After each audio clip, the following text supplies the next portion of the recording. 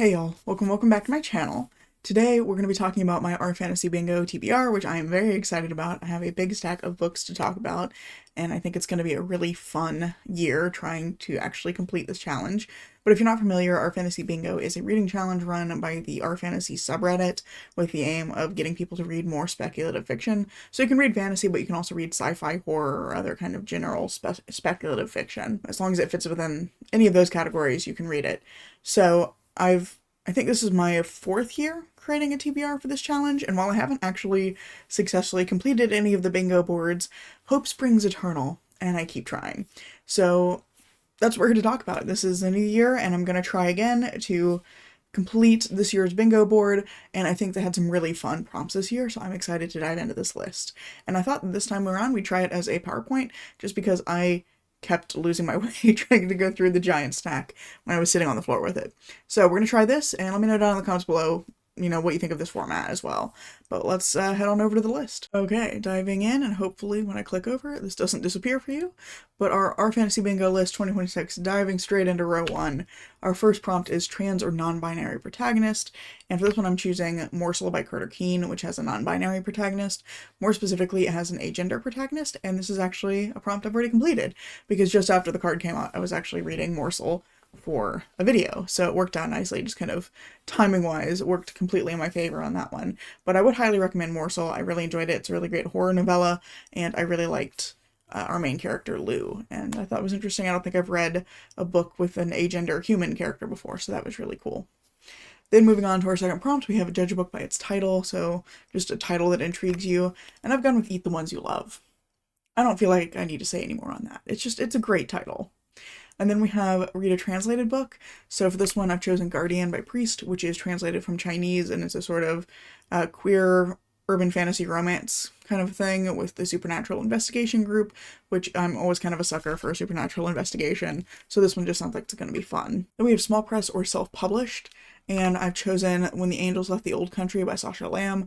I can't remember the name of the publisher at the moment, but I did look them up and make sure it was in fact an indie publisher.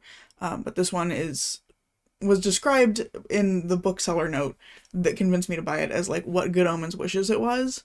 So I definitely want to give that one a try. It sounds like it's going to be really good, and I'm hopeful that I'll end up enjoying it more than I liked Good Omens back when I read that. And then finally on this row we have Unusual Transportation, and this one I had some trouble finding, but thankfully the organizers for this every year have a recommendations post where you can go and look at other books look at books recommended by other Our Fantasy readers based on each prompt.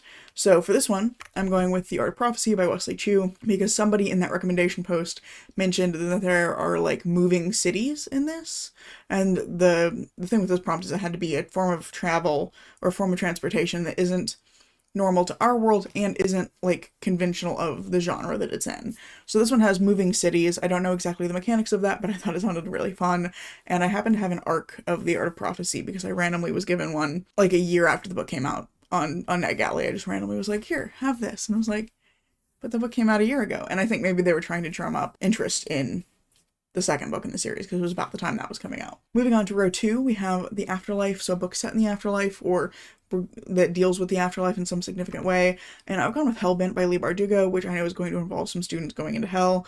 That's basically all I know about this. This is the sequel to Ninth House, which I ended up enjoying more than I anticipated, but I don't really know much about the plot beyond there's something about a journey into hell. Then we also have Game Changer, for which I've chosen Gideon the Ninth, because this is a book where the characters are involved in some sort of competition or trials or games of some kind, and I believe this one has necromantic trials, where the characters are going to this place to compete. I don't remember what the purpose of that is, but there's something to do with necromantic trials in this one. Then our third prompt here is Vacation Spot, and this one was fun to pick because this is a book where you think you would enjoy visiting the location or the setting of the book. And I've chosen A Trade of Blood by Robert Jackson Bennett because this is the third book in the Shadow of the Leviathan series, and I just love the Empire of Canaan. And the setting for this series is just so inventive and interesting. There's sort of a magic thing going on, but it's all science-based magic. I would call this more sci-fantasy, where you have people with magic powers, but those magic powers are derived from these leviathans that come out of the ocean and rampage across the land every year during the rainy season. And yeah, there's just like lots of really interesting details like that. All of the different locations, there's different like districts within the empire that are all like very different. And I think it would just be like a really cool place to visit. I would definitely die immediately. There are so many hazards in this world. I would just perish right off the bat. But I think it would be a really cool place to visit. And then we have read 5 short stories, and I've chosen River of Bones and Other Stories by Rebecca Roanhorse, in part because I just haven't read any short stories in a while, so I'm kind of looking forward to filling this prompt. It's a format that I just don't read very often, even though I do enjoy short stories, but also this collection also has a novella in it for the Sixth World series, and I'm excited to get a little more closure on that, because that was a series that was like unfinished. So I'm excited to see more from those characters, and I also just really like Rebecca Roanhorse's writing, and I'm looking forward to reading some more of her short stories because I don't think I've read any from her specifically, and I think that'll be a fun experience. And then finally on this row we have older protagonist. So this was somebody who was like 50 or older, and I'm going with The Buffalo Hunter by Stephen Graham Jones, which has a sort of vampire-like character who is definitely older than 50, but I think this one technically also meets hard mode because the sort of chronicler in the story is Arthur Bocarn, who is not a vampire, and I think he is also supposed to be kind of middle-aged or a little older. So I think that that works technically for hard mode, although I'm not 100% certain of that. I know it fits generally, but I think it also fits hard mode. So then at row 3, we have Duology Part 1, which I'm choosing The Keeper of Night by Kylie Lee Baker for, because this has been sitting on my shelf for quite a while. I think this series is also just called The Keeper of Night, but this one sounds like an interesting story about a young woman who's like a reaper, and she ends up going to Japan. She's half British, half Japanese, and goes to Japan to try and find belonging, but ends up having to do some sort of like test to kind of prove her worth to the society there. So I'm intrigued by that, but I feel like it's been sitting on my shelf for a long time, and I've kind of moved away from YA. I was never really a significant YA reader, but I feel like as I'm getting older, I'm moving like further and further away from it. I enjoy it less often when I pick it up. So I'm kind of hesitant about this one, but I feel like this is a good opportunity to like go ahead and read it and see if I'm going to enjoy it, and then if I don't, I can go ahead and donate it and get it hopefully in the hands of a younger reader who will enjoy it. Then we have our fantasy book club or read along book, and they had a big spreadsheet of all the books that they've had for any of their book clubs, and I'm choosing The Bone Orchard by Sarah A. Muller. This is another one that's been sitting on my shelf for a while, and I don't remember a whole lot about the plot of this, but I think there's something to do with like a murder mystery, and I think there's like plant magic maybe, so it sounds really interesting, and I am intrigued to give this one a try. Then we have published in 2026, and I have an arc for The Winged Game by Sophie Kim, which I really enjoyed her previous duology, The Fates Thread series. I loved those. They're kind of urban romantasy, and I just love the characters. I think that Sophie Kim is great at writing really convincing, compelling relationships, not just romantic relationships, but like interesting friendships. And I just love the characters in her books. I really enjoyed the kind of fun, over the top plots of the first two, or not the first two, of the 2 books in that previous duology. And I'm hopeful that I'll get more of that kind of vibe from The Winged Game, which has some sort of like fake sport played on the backs of winged beasts, and we have 2 people from rival teams who are working together to try and solve a mystery around those beasts. So I think that's going to be really fun. I love a good mystery. I'm hopeful I'll enjoy the relationships in this one as much as I did in Fate's Thread, and I've been very excited to get at this arc, so hopefully soon, because I think it comes out in June, so I'll be able to pick it up in the next month or 2. Then we have Explorers and Rangers, and I've chosen A Natural History of Dragons by Marie Brennan. We have a lady explorer who studies dragons, and my best friend raved about this one and talked me into buying it, so I'm excited to give that one a try because she's never been wrong yet when she's recommended me a book. And then finally we have Duology Part 2 on this row, which I'm not going to be reading the second book in Keeper of Night. Instead, I'm going to read His Mortal Demise, which is the second book in the Last Bloodcarver series, which was a YA series. I did really enjoy the first book. It has a really interesting, like, medical magical system, but medical magic system, and I really liked the main character. I really liked how much the author committed to having, like, a dark ending to the first book, and I think it's leaving off in an interesting place for the start of the second, so I'm curious to see what Vanessa Lee has done with that premise. We're kind of leaving off from the first book. Moving on to row 4, we have a one-word title, and I'm choosing Piranesi because I have been waiting to read this one for like way too long. I keep kind of putting it off, I think because so many people have loved it and I'm a little intimidated now, but I really want to like stop missing out and just read it and find out what people have been raving about and see if I end up liking it as well, although I sometimes find that my opinions are counter to the kind of prevailing opinion on a book. So I'm curious to see if I end up kind of agreeing with this one or disagreeing with general reviews on it. But either way, it sounds like it's going to be interesting and like kind of weird. So I think it'll be a good time. And then we have a non-human protagonist, which I'm reading The Tomb of Dragons right now. It's literally sitting right next to me. But this one has a main character who is an elf. And there are no humans in this world, so this technically fits hard mode as well. Everyone is like elves and goblins, and there are dragons now, and so no humans at all, and we're following a character who is an elf living in the elf empire. Then we have Read a Middle Grade, and I'm going with The Screaming Staircase by Jonathan Stroud, which is the first book in the Lockwood & Co. kind of supernatural investigation series. And so again, I'm a sucker for supernatural investigation. But I've seen this one listed as both middle grade and YA. My understanding is it's sort of a crossover book in the middle there, but it is generally recommended for like ages 8 to 12. So it does, I think, generally fit more as a middle grade book. But it sounds like it's going to be a lot of fun, and I have heard good things about this. And I have found that where I don't always get along with YA, I do tend to enjoy like middle grade horror. I always like seeing how authors write horror for younger audiences and the things that they're able to do with that. So I am really looking forward to this one. And then we have First Contact, and this was another one I really struggled to find a book for. I don't have anything on my shelves that works for First Contact, so I'm going with The Fourth Consort by Edward Ashton. I believe this is the same author as that Mickey 17, or I know there's like Mickey 7 and Mickey 17 or something, and like one of them's the book and one of them is a movie, and I don't remember which is which, but I've heard great things about them, about both.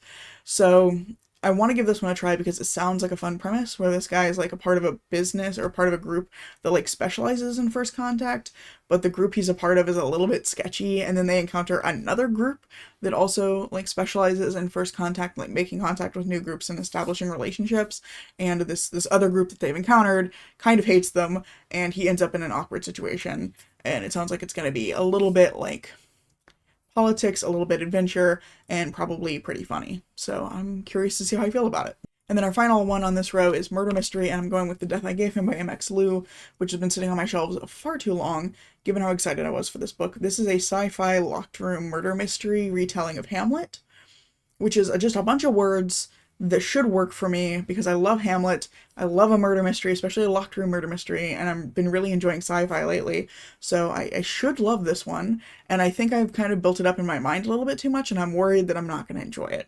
But I need to just like rip the band-aid off and read it because I have been very excited about it for a long time. Now we're moving on to our final row, which I apparently forgot to label as row 5, but it is row 5, and our first prompt here is Cat Squasher, which is a book over 500 pages. And I'm going with Last Argument of Kings by Joe Abercrombie. I think it's about 600 pages, but I've been really enjoying the First Law trilogy. I love the characters in this. Joe Abercrombie's writing is just really evocative and interesting, and he's so good at writing like a distinct character voice. Like, even if I didn't know who each chapter was about, I'd be able to tell within a sentence or two because the character voices are just so distinct and unique to each character. So I've been really enjoying that series, and I'm excited to finish out that first trilogy and move on to the standalones because I've heard those are really good as well. And I think I've seen a few people mention that one of the standalones is actually like their favorite book in all of the First Law stuff.